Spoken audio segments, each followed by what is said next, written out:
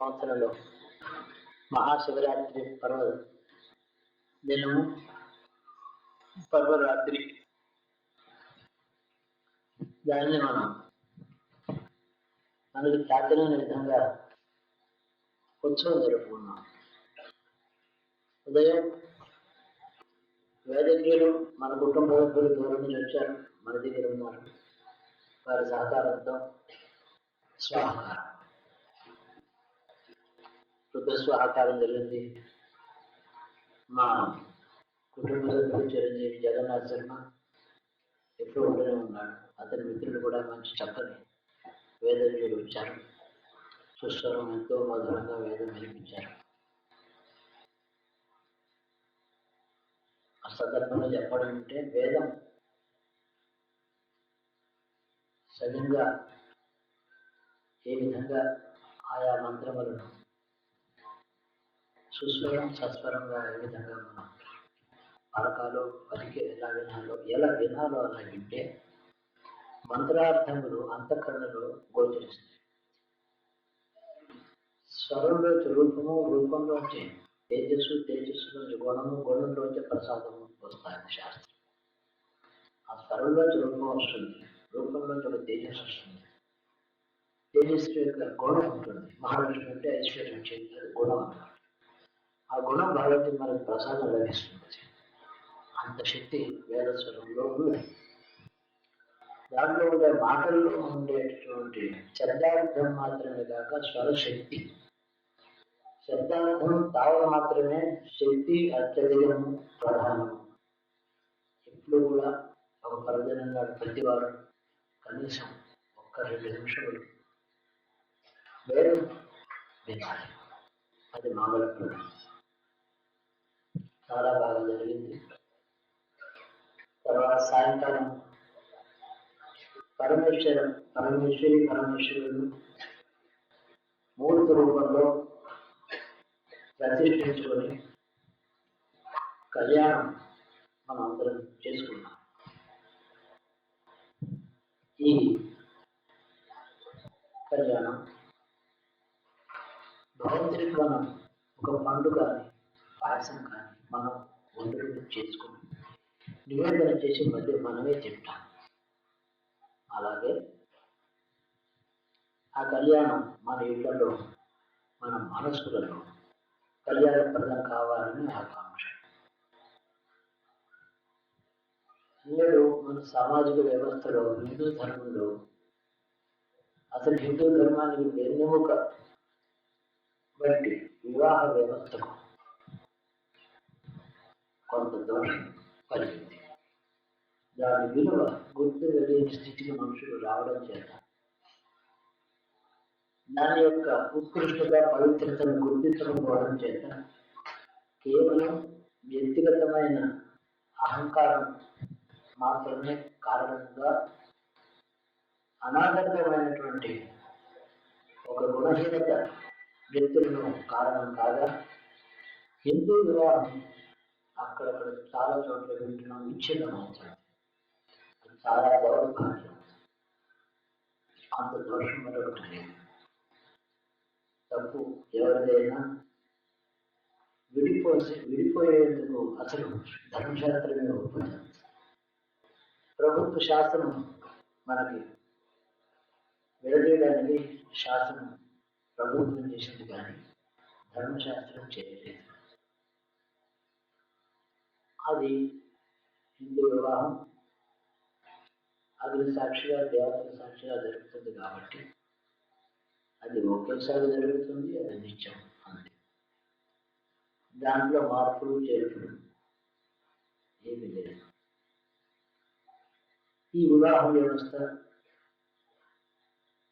ఇప్పుడు మన దేశంలో పవిత్రతను కూడా గుర్తుంచుకొని ఆ దాంపత్య జీవనాన్ని మనుషులు పునరుద్ధరించుకునే జాగ్రత్తగా ఏనాడు ఉంటారో ఆనాడు హిందూ ధర్మం మనందరికీ, మన దేశానికి కళ్యాణప్రదం అవుతుంది.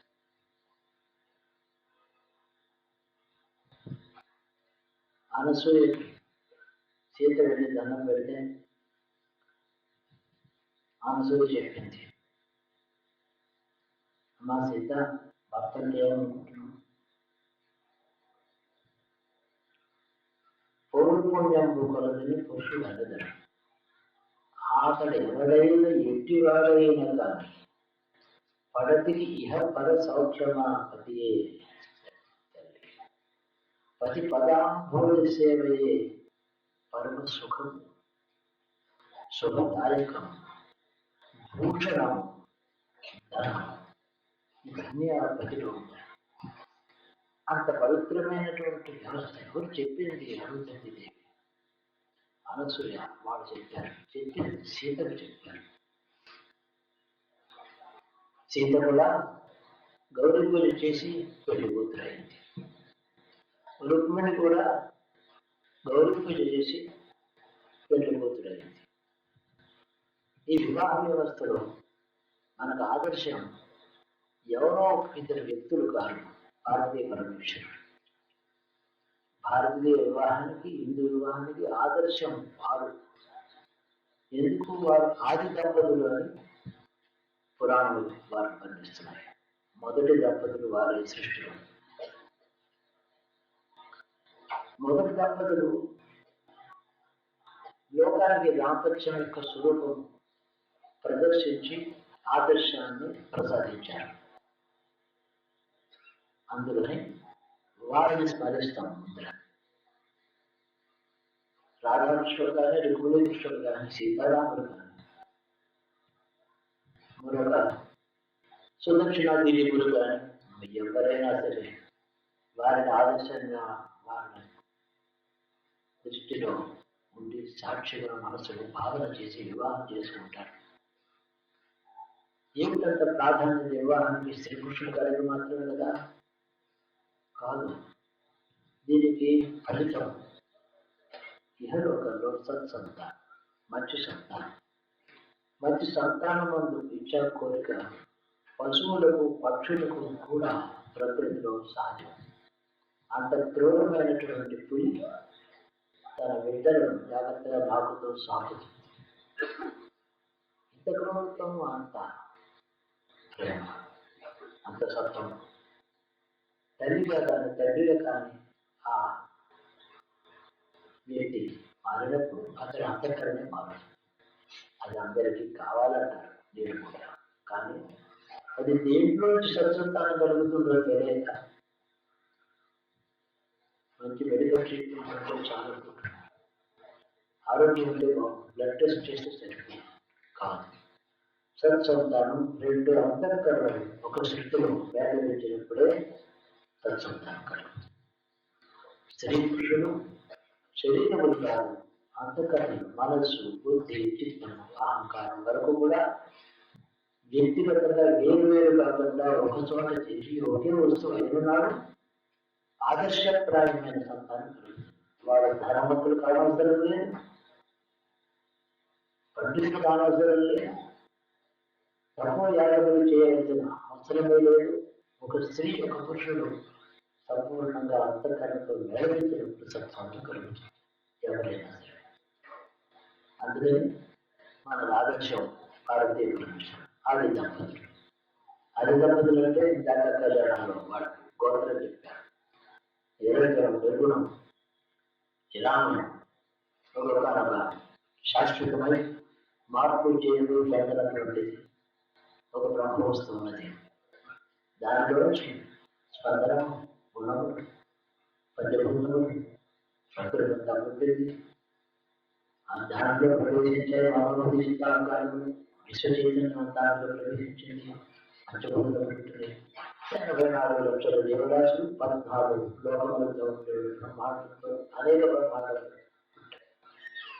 మొదట ఒక చైతన్యమైన బ్రహ్మ వస్తువు. ఆ తరువాత ఆ వస్తువు నుంచి తనను తానే సృష్టించు ఉన్నవాడు ఆది దంపతులు. ఆది పరమేశ్వరుడు ఒకరి తర్వాత ఒకరు రాలేదు, ఒక మాటే వచ్చారు.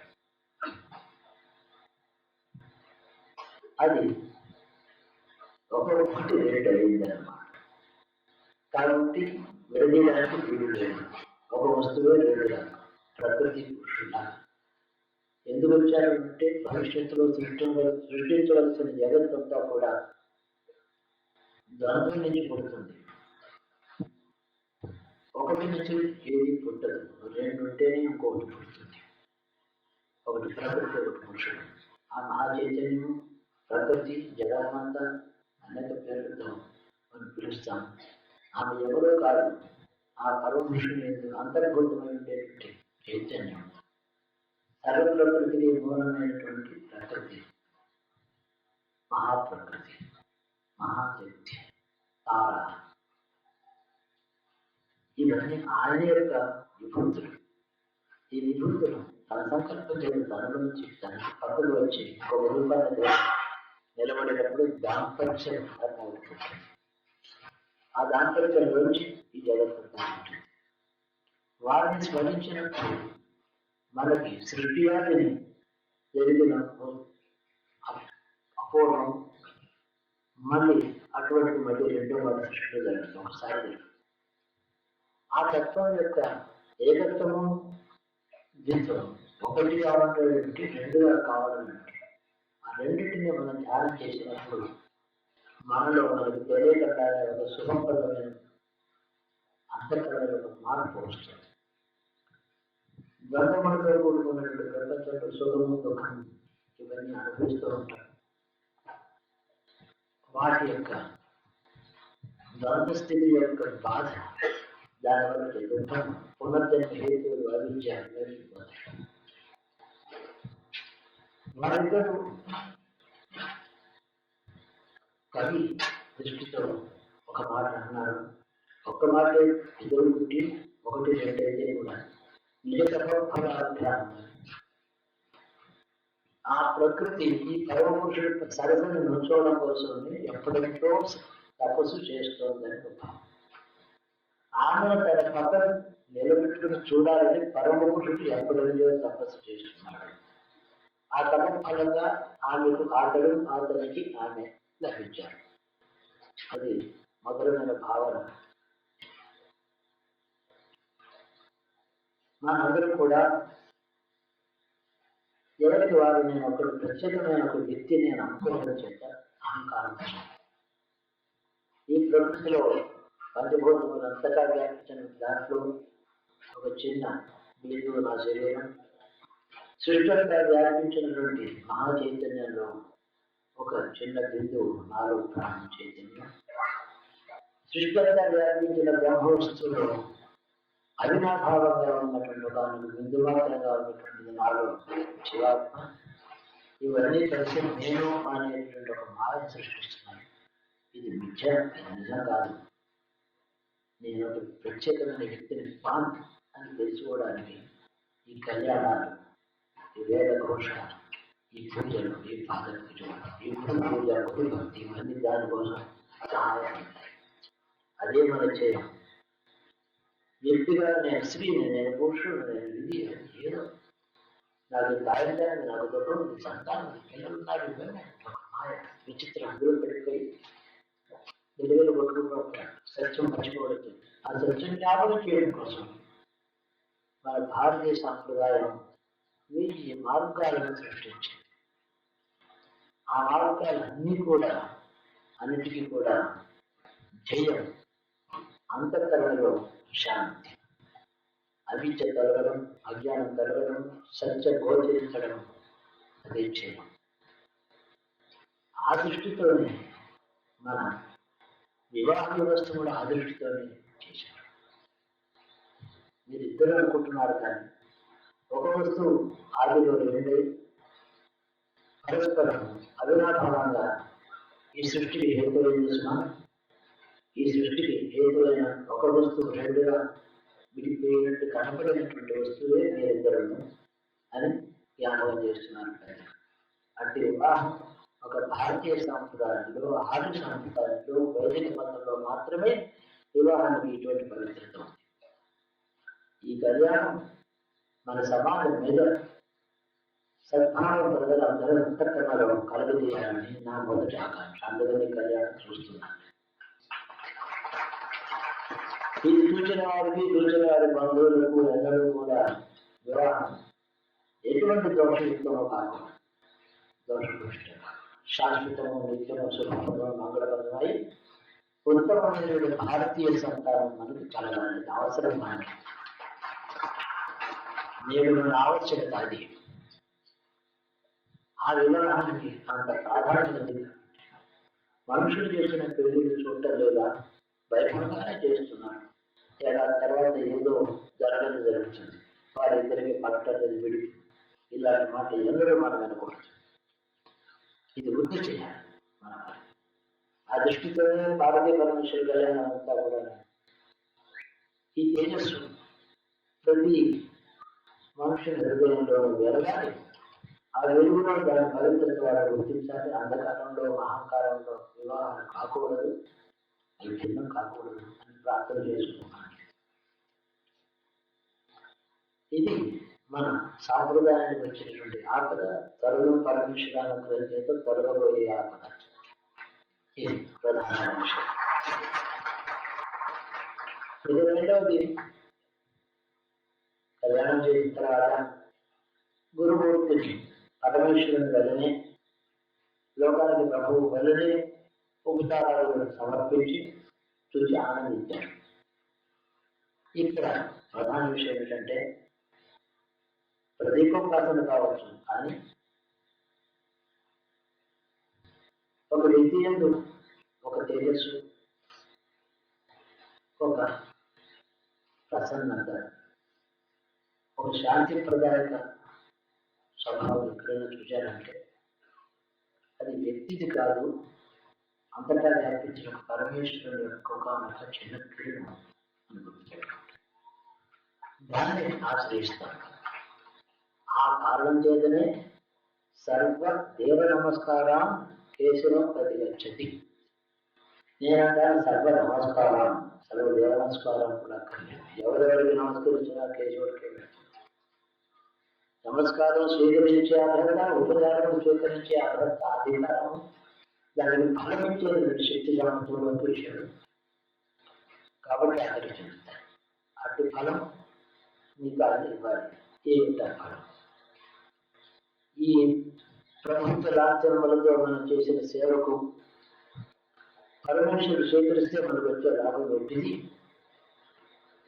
మనకి పరమేశ్వరాంశ ప్రభుత్వం నడిపించవలసిన కాలం మనకు వచ్చింది. We need a government where divinity should rule, not the weak-minded men. That is why we have performed the not only Abhishekam but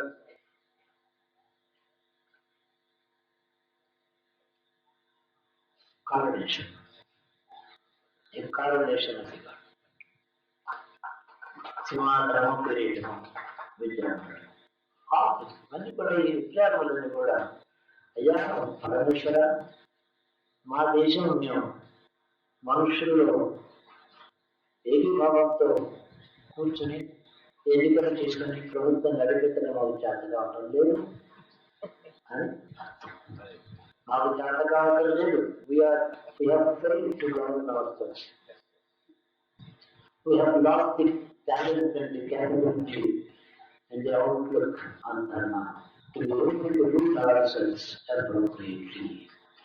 Our failure is evident in every incident. Do come, rule us, take over the kingdom of humanity into your land, keep them at your feet, rule us, rule us, rule us. అది ఇందులో అందుకని కిరీటం పెట్టారు. మన భారతీయ సాంప్రదాయంలో there has been a tradition in almost all the kingdoms, Hindu kingdoms, to dedicate the kingdom to the God and treat the kingdom as belonging to the God, treating himself as his representative.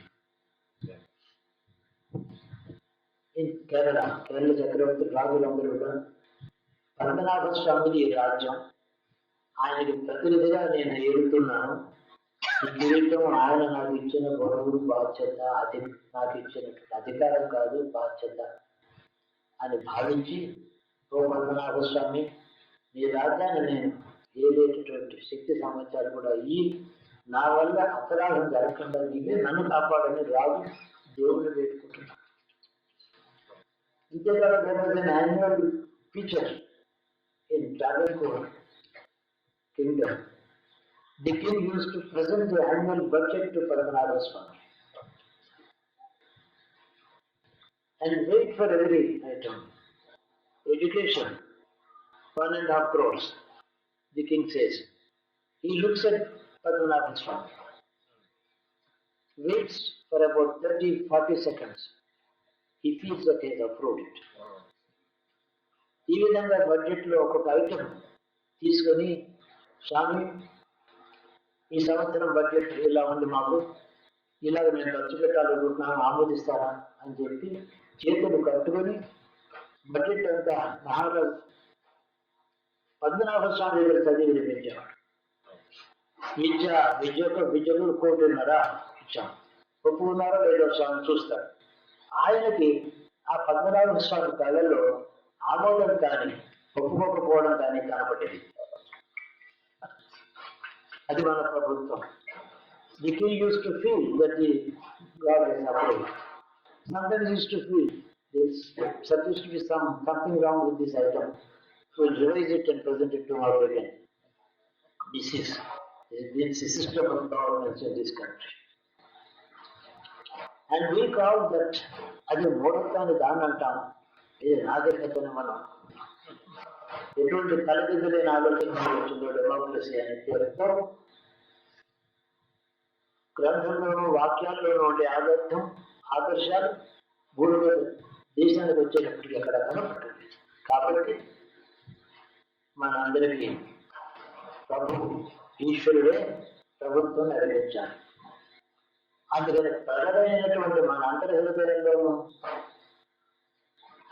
వ్యక్తిగతమైనటువంటి దేశభక్తి, మంచి ప్రభుత్వాన్ని ఆనంద సంపాదించుకునేందుకు కావాల్సిన యోగ్యత, ఇవన్నీ ప్రజలకు ఇవ్వాలి.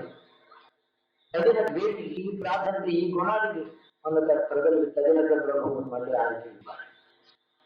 ఉపరిజన వస్తువు కాలం నుంచి అంతకుముందు రాజులు లేరు, ప్రభుత్వాలు లేరు, ప్రజలు స్వేచ్ఛగా ఉన్నారు, అందరి ధర్మంలో ఉన్నారు, ప్రభుత్వం ఆవశ్యకత లేదు. ఎదుగో యుగం మారింది, కృతజ్ఞ వెళ్ళిపోయింది, త్రేతాయుగం వస్తున్నట్టుంది మనకి ప్రభువులు అవసరం అని చెప్పి మహర్షులు బ్రహ్మదేవుడు అడిగారు. ప్రజల కోసం ఏదైనా, లోకం కోసం ఏదైనా కావాల్సి వస్తే మహర్షులు వెళ్ళి బ్రహ్మదేవుడు అడిగేవారు. దేవతలు రాముడు వస్తే విష్ణువు దగ్గరికి దేవతలు వెళ్ళేవారు. మహర్షులు మనకు ప్రతినిధులు, మన అందరి యోగక్షేములు కోరిన మహాత్ములు వాడు. అయితే ఒక రాజును సృష్టిస్తాము, వాడికి అంటే ఏ రూల్ ప్రకారం ఏ ధర్మశాస్త్రాన్ని అనుసరించి పరిపాలన చేయాలి అది కూడా చెప్పాలి. ధర్మశాస్త్రం చెప్పారు, చాలా పెద్దది, 7 కోట్ల శ్లోకములతో ధర్మశాస్త్రం అంతవరకు చేయగలడు. సూర్యుడి రాజుకు ఇచ్చాడు, ఇద్దరు ఉపరిజన వస్తువు ఇద్దరు రాజ్యం చూసుకోవచ్చు. అంటే ప్రభుత్వం యొక్క ప్రాదుర్భావం, దాని యొక్క ప్రారంభ దశ ఈశ్వరు నుంచి మనకు వచ్చింది. అందుకని ఒక ప్రభుత్వం అనాయింటింగ్ అంటారు, వాడిని అక్కడ కూర్చోబెట్టి కారణేషన్ పట్టాభిషేకం చేస్తాం. ఆ అభిషేకం చేసినప్పుడు వాడి లోపల, మానవుడి లోపల ఇంద్రుణ్ణి, వరుణుని, సూర్యుని, చంద్రుని, దేవతని ఆవాహన చేసి వాడి అది చేస్తాం. అంటే వాడి ఆ మనిషిలో దేవతలు ఆవేశించి వారి చేత మనకి పరిపాలన ఇప్పించాలి. మనుషుని పరిపాలనలో భారతదేశం ఎన్నడూ లేదు. ఈ ఆత్మలో ఈశ్వరుడి పరిపాలనలోనే ఉంటుంది. అట్టి ప్రభుత్వం మనకు అవసరం లేదు. అందుకని ఈ ప్రార్థన వాళ్ళు ఇలా చేసుకుంటున్నారు. మూడో విషయం, పరమశివ తత్వం అనేది మనం రోజు లింగానికి చేసే అభిషేకం అంతా శివ పూజ అనే పేరుతో చేస్తున్నాం. మంగళప్రదమైన పూజ అన్నమాట. రుద్రమంత్రములో అధ్యాయం అంతా కూడా రుద్రుల యొక్క భౌతిక స్వరూపాన్ని హరికేశాలు, కృష్ణానామదేవం, అవశేష కాంతి ఆయుధం ఆయుధం పట్టుకున్నవాడు ఉపయోగితం అన్నవాడు. ఇలాగా ఆయన భౌతిక రూపం అంతా వర్ణిస్తాం. అభిషేకం మాత్రం రూపానికి చేయకుండా లింగంగా చేస్తాం. ఇందులో ఒక సామాన్యం ఏంటంటే పంచబ్రహ్మణుడు మొదటి మంత్రం మొదటి బ్రహ్మైనటువంటి సదాశివం పంచమ తత్వం ఏదైతే అదేని ఐదుగురు బ్రహ్మలో చివరి వాడైన రుద్రుడిని ఒకే మూర్తిగా భావించి చేస్తున్నాడు. ఈ రుద్రుడు ఆ మొదటి బ్రహ్మే అంటే సదాశివుడే. అందుకనే గోపికారాల్లో చెప్తారు ఆ పెళ్లి కొడుకు సదాశివ పరమశివ పరమశివ సదాశివ విష్ణు బ్రహ్మ రుద్ర పద్మబ్రహ్మ వీరందరూనూ అంతర్యాలుగా పరాశక్తి ఉండనే ఉంటుంది. వాళ్ళ క్రియోన్ముఖులైనప్పుడు పక్కకు వస్తుంది పరాశక్తి వేరుగా కనబడటం కోసం. ఇంద్రాని వరుడు వారు ఆ పరమశివుని మనం రుద్రుడిగానే మనం ఆరాధన చేసి ఉన్నాం. మహాశివరాత్రి అంటే రాత్రి అంటే అంధకారం అజ్ఞానం అవిద్య ఇట్లాంటి అర్థాలన్నీ ఉంటాయి. దానికి శివశబ్దం తెలిస్తే మంగళకరమైన రాత్రి వస్తుంది. అలా అంటే ఏమిటిది మహాశబ్దం చేస్తే ఏమిటి అంటే